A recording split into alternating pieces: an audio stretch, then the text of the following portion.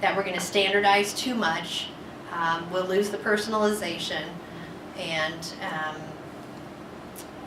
the control isn't in the teacher's hands when it's actually the opposite. So it's just educating yourself about what the facts are. So at a deeper level, isn't it a fear in the politicians that the people will finally learn how to think, and then they'll lose you're control? Scratching the surface. You know, Really, I'm serious. if you have a country of critical thinkers versus multiple choice test answers, what are you going to have? A revolution. Not sheep. Yeah? Not a group of sheep. I would guarantee that. You know, and I can speak about that personally. My son, and I step back and I go, oh God, I raised an arguer. But that child can stand up and advocate for anything. You know, a later curfew, why he should get a change in any kind of money I give him. But that's where I feel I've succeeded, because I didn't raise somebody who just steps back and goes, okay, what's everybody else doing?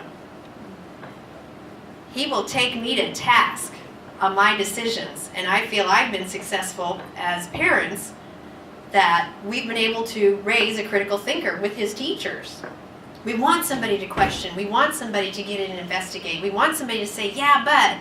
So that's a great point. You know, maybe there is some underlying fear that we're not going to be able to slog people through information. They may just take it at face value. So I assume this process is going to take at least 15 years until all of the kids now are exposed to CORE, go to the university as CORE learners, Yes. demand that the faculty teach that way. Yes. The School of Education finally does it, and it happens. It's Right. going to take 15 years. Any type of education reform takes at least 10 years, because you're moving through a system that right now, you know, categorizes people by their manufacture date, you know, when you're born, your age. So, yes, very astute. It's going to take a while. And, you know, sometimes we're at the mercy of the political system. Somebody could step in and go, nope, no more Common Core. Think about what we've done with our teachers and how we're preparing our children. Even if Common Core wasn't there, saying, this is what you'll do, it's better teaching. We know it is, because our students are responding better. So it's like the Civic. You want to go back and drive the 1995 when you know you're going to get much better gas mileage from your 2014? More hands? Yes? Universities are increasingly substituting online courses for courses which the students meet in the classroom. Uh-huh. What do you think about this trend? I think there's a place for that, because our learners are changing. Our learners can no longer come on campus all the time. So I consider it differentiation and personalization of learning.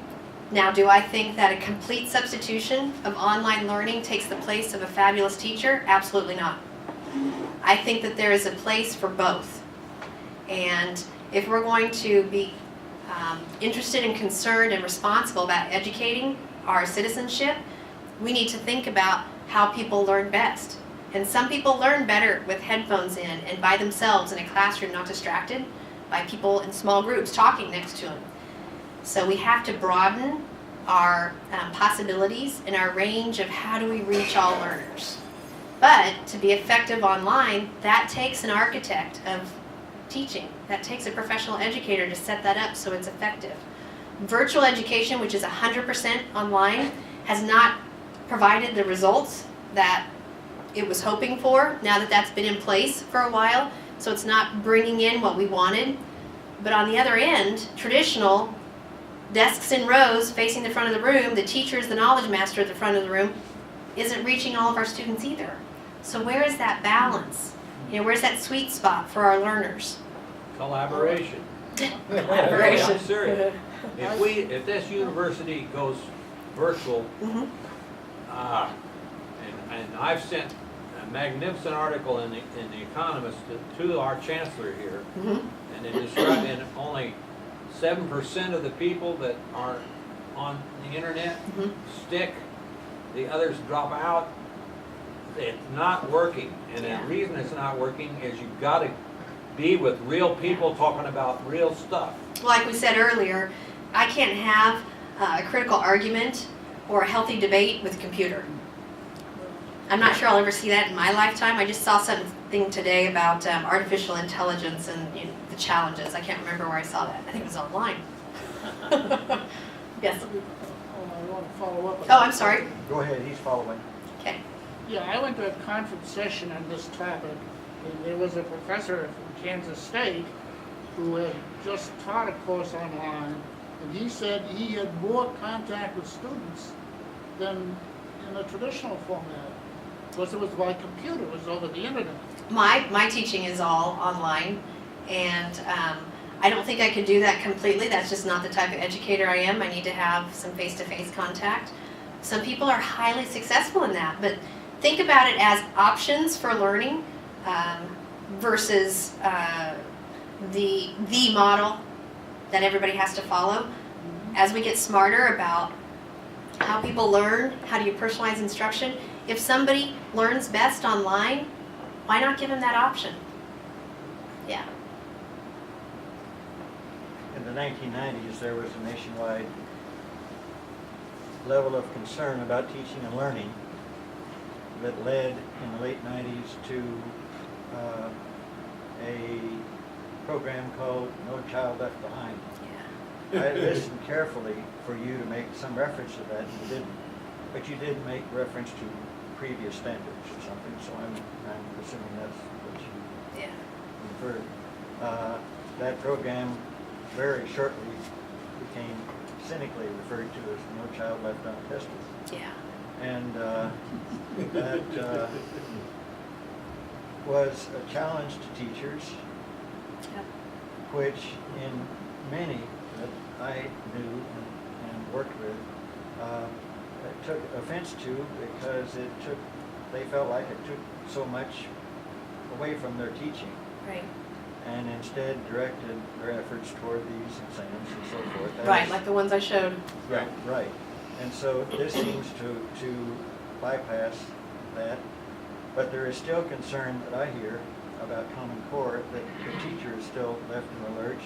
The teacher is directing the program, outlining the program, assisting students as much as she can, but is not as much able to challenge kids as a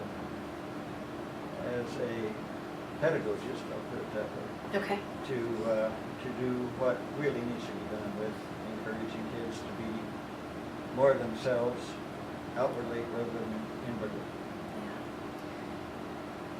Is there a question in there? I just think- want to make sure. No, We are I given just some want to, time. I really for want to know speeches. what's going to come after Common Core, because I don't see a long history Okay. beyond 15 years of Common Core, since 99 to what? Yeah. When- Kind of our little 15-year stints, 15 to 20-year Yes, there, stints. now what's Yeah. going to come next, to make kids feel good rather than learn to think. Yeah. Ah. Well, I've lived through at least 2 of those reforms, and it was, I think, damaging to the teaching profession, because it took professional educators and very skilled professional educators and had them fearful of needing to teach to the test. But when you ask questions like that, and then your results are posted on the front page of the newspaper, which happened in this town, Yep. with my elementary, happy faces and sad faces, you feel defeated, because there's so much more about learning than the test.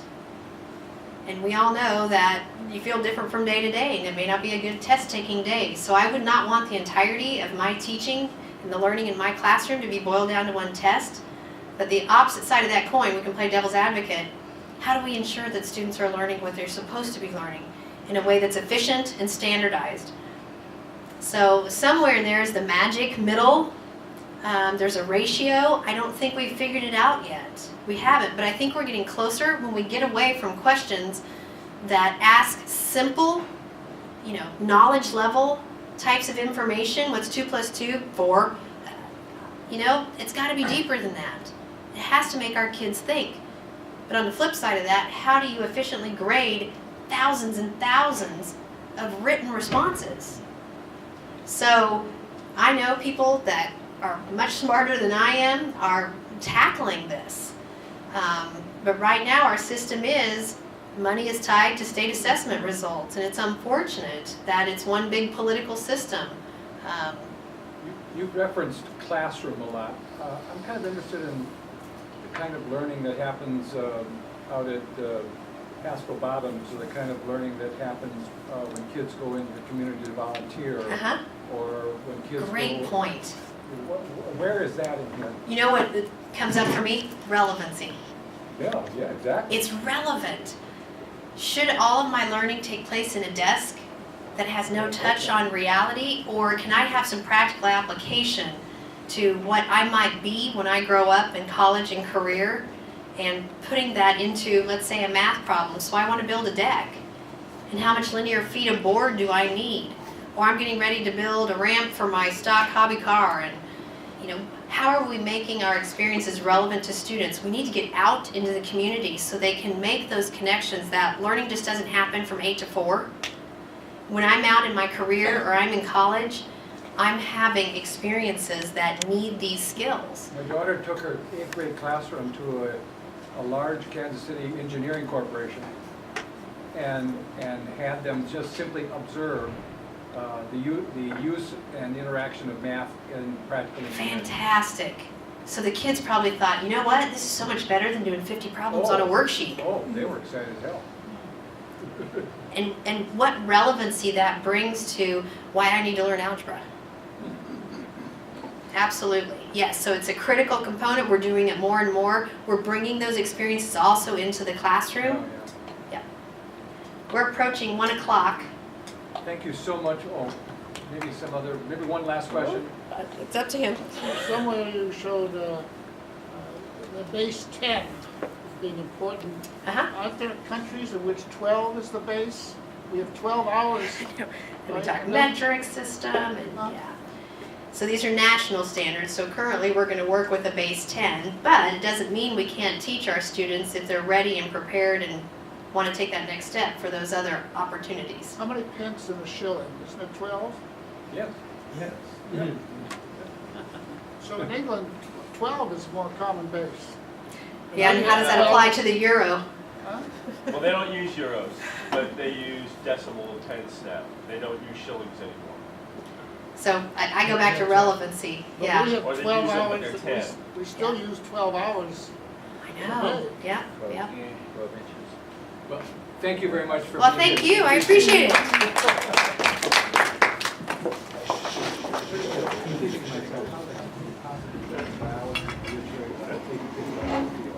And it is done So- Oh, I know. more than... Oh, I know that.